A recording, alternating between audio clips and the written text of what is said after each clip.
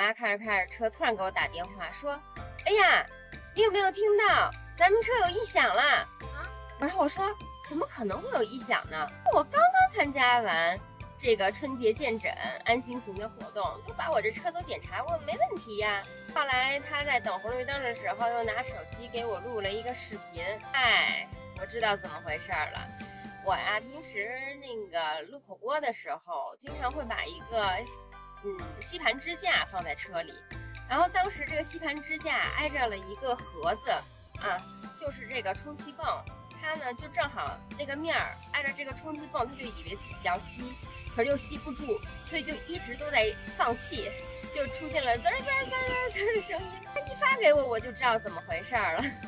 吓一跳，还以为车有异响呢。其实我们家车真的开了1年14个月了，应该是真的，还都整体来说都挺好的，除了后备箱换2次锁以外，没啥大问题，真的挺好。不要担心哈。我是77，是只脚27的首批车主，和你去分享我真实的用车感受。那我们下期再见吧，拜拜。